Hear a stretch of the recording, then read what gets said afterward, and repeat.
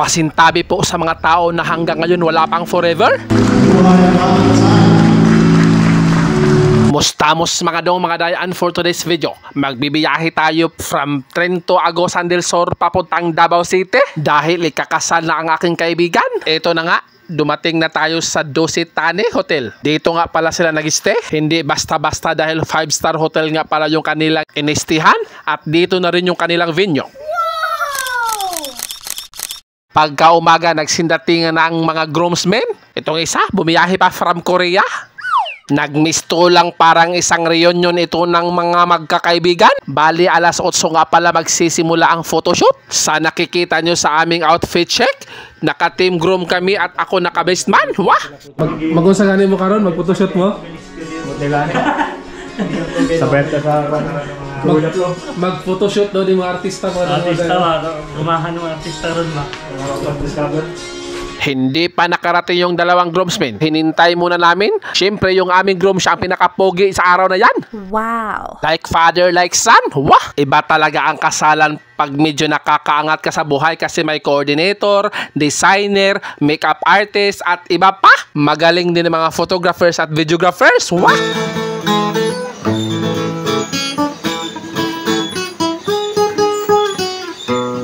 At sa wakas ay kumpleto na ang mga grooms. Dito kami sa labas. Perfect dito na location para sa photoshoot. Wow, napakahayahay talaga ng bata dyan, no? Wah, nagsindatingan na yung mga DI. Mga photographers at videographers pala yan. At itong si Dodong, feel na feel niya ang moment. Nangangarap na magkakaroon din ng hotel na kagaya niyan. Sige dong, sulitin mo yan dong. Minsan lang sa buhay yan. Seryoso mga groom dre, mga dong mga day. Busy sila. Ulat sa kwat. Wala pa may gihulat nga sa kang-groom kayo panabot. Hindi ka pag-Amerika. Siyempre, habang naghihintay kami sa isang grooms, magmamarites muna. Hello, my name is Jonathan. I'm from Italy, but I live in the UK. I am team groom. Isa. You know, it hurts. It hurts. Tell me where it hurts so that... Murik title sa kanta, wala. You know it hurts? Ang magmahal na ganito. No, sorry, the 31st.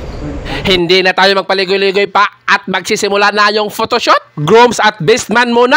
Inutusan kami ng photographer na mag-usap lang at maghisgot na mga jokes para lalong natural yung aming mga smile. Ang gusto ko sana ay magpa-cute para mas cute naman tayo sa picture. Hindi namin alam na ang requirements pala dito ay marunong kang magmarites. At sa pagkakataong yan ay serious post na naman. Sige Eman at Dodong, mag-posing nga kayo ng kinakusgan yung posing. Sa pagkakataong ito ay kaming lahat mga groomsmen ay nag-model-model na rin dyan. Tingnan nyo naman yung mga uncle na yan para nagsasabot sila at naghahanap ng mabibiktima at sasabihang open-minded ka ba? At kung open-minded ka, sige magbihis nga kayo. Kung open-minded ba kayo, ayan no, magsisimula na po yung ating networking. Ang susunod ng ating photoshoot ay kailangan na makasuot antay. Kaya nagmukhang tao kami for today's video.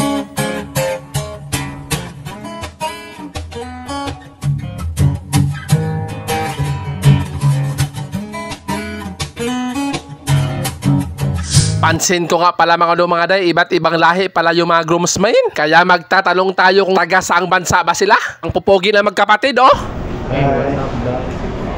Hi vlog, welcome to my guys.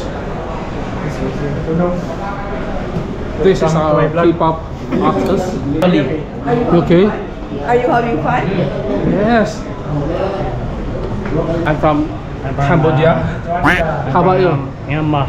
Myanmar. Yeah. Outgrown, where are you from? I'm from Italy. Wow, that's why you look so fantastic. Wow. How about Philippines. Philippines? Philippines. And this one? Yeah, so Philippines. Last shoot na nga pala namin, kaya pinalabas kami sa hotel at doon daw kami maglakaw-lakaw sa labas. Ay, mga day, tapos na nga pala yung aming photoshoot at ito na po yung mga leader na networking. Oh, pasunod na po sila mga day para magbiktima na naman. At tapos na po yung team groom. Ang hirap pala maging artista for today's video. Kinapoy at ginotom kami. At dahil pabida kaming lahat, nag-order yung grooms ng Jollibee at nawawala yung dalawa namin kasama. Wow! Kumain pala sila dito sa labas. Overlooking pa yung swimming pool at ang ganda ng view. Ramon Tolfors in the house, mga day. Iba din yung ninong na aking kaibigan, Ramon Tulfo. Kaya wag nyo kaming maano-ano dyan kasi ipapatolpo namin kayo.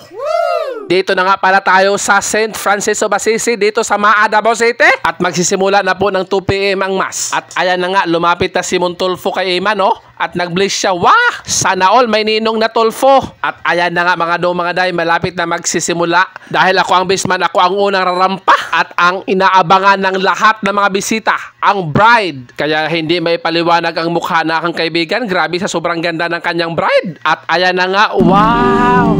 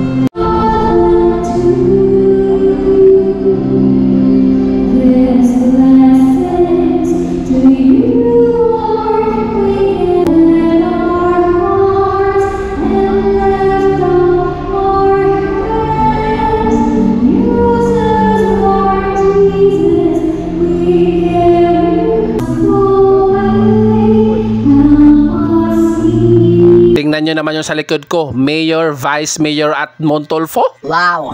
Kulang na kulang talaga ang kasalan kapag walang kiss.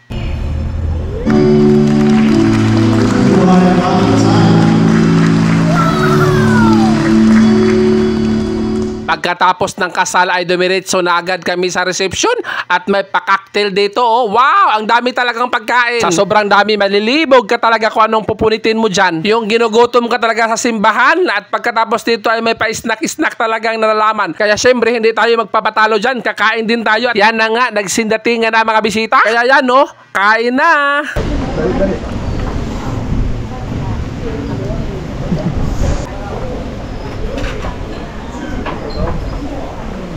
Kaya tumilaw ako sa kanilang mga snack dito. Ang sarap niya mga day. Pagkatapos ay uminom ako ng kanilang mga drinks dito. Oh. In fairness, masasarap ang mga food nila dito ha. At yun na nga, pumasok na kami sa reception at nagulat ako, ang ganda. Huhulaan ko lang ang team nila, parang Galaxy of the Universe. Ibang klase ang decors, oh. Fresh lahat ng mga bulaklak. Sana all fresh. Eh ang nanonood, nalalanta na. Wah!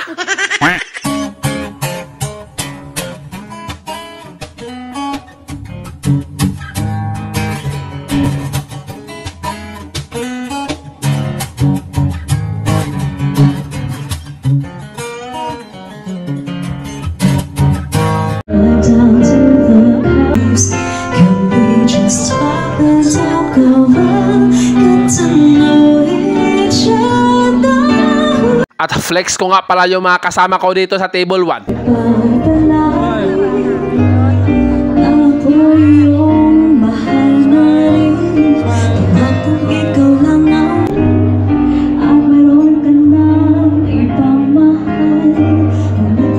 Busy.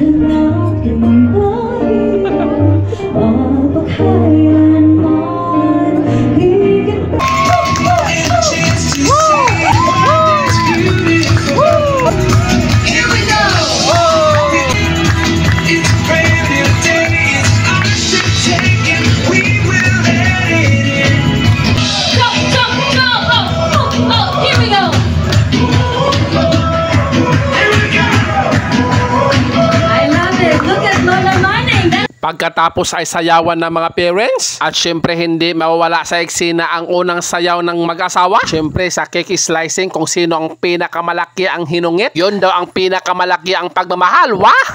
Yan na nga ang kinatatakutan ko kung ikaw ay bestman. Mag-speech ka talaga sa maraming tao. Wah! Bahala na si Batman, ane. Probably, pagsabihan mo lang, but make sure na maganda yung pagkasabi mo kasi syempre pride. It's always the pride na talaga nakakasira ng marriage na matigas ako, kaya ako yung sikat, diba? So, always communication. And then next is pray. Pray together. Very important sa akin ang prayer. I've been married 45 years. We pray together, we pray the rosary together, we go to mass together. I make sure na may mga anak ko magsimba din. Magsimba kayo because at the end of the day, pag may problema, malaki ang problema, ang prayers ang nakakasolve. Sa atong tanan, mayong gabi. First, I would like to congratulate, no, Eman and Jen, Mr. and Mrs.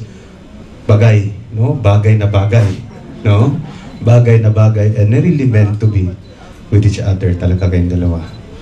Gani, ang date karon ba, natin nga ano ko, 888 siya, no?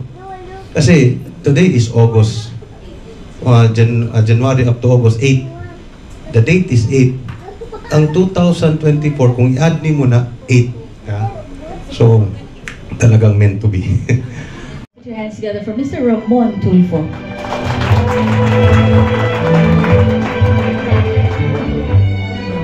When I was invited to become Ninong, one of the Ninongs, I did not hesitate kasi classmate ko yung tatay ni Eman sa high school sa Manay, Davao Oriental.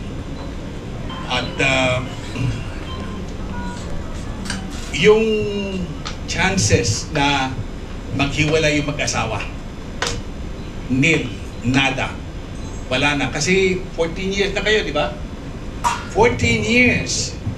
You've faced many challenges, obstacles, and other problems.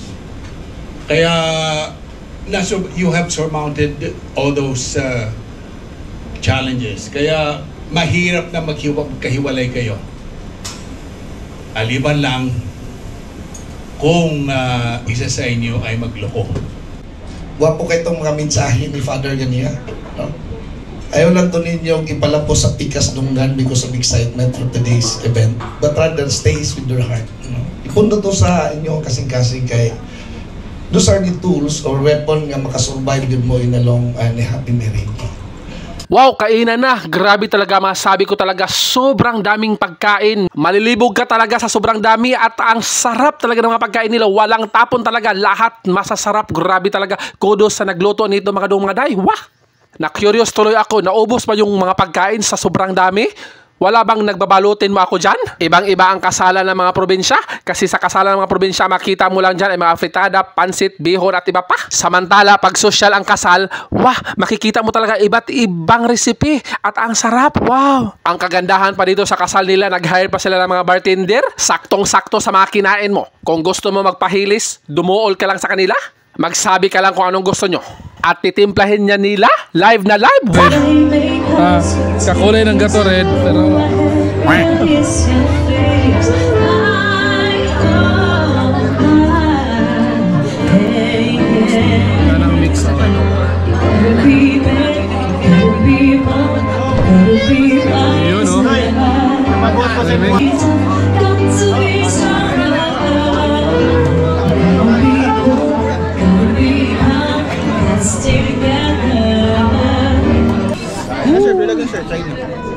Hindi na siya sunrise kasi na-drink ko na yung yellow. Sunset. Tigil. Hey!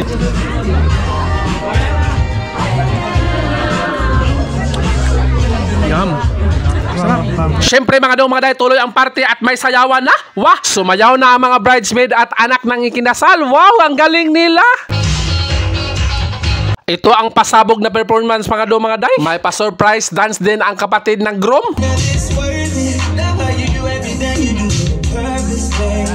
Ayan na o, tingnan nyo. Wow, grabe ang galing ng mga moves nila. Para kang nanonood ng K-pop na may pagka Michael Jackson ang datingan. Wah! Pero dito ako namangha sa anak ng mga ikinasal. Grabe ang galing din pala.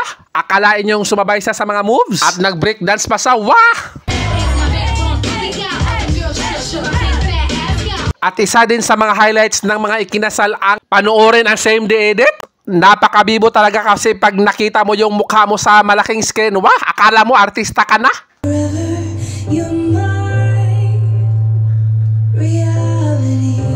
I Ipinakilala ko sa inyo ang bagong love team ng taon, Eman and Jen, sa kanilang unang pelikulang pinagsasamahan. Kasama ang mga bridesmaid at grooms. Wah! Tingnan nyo naman yung sa screen, ang laki ng likod ko, parang tantaran. Pero sabi ko lang, magaling, magaling, magaling. At ito na nga, yung pinaka-final, yung mag-speech na ang groom at ang bride. Napaka-inspiring ng kanilang kwento, maiiyak ka talaga.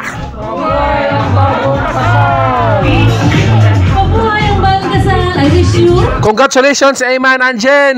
My forever, oy!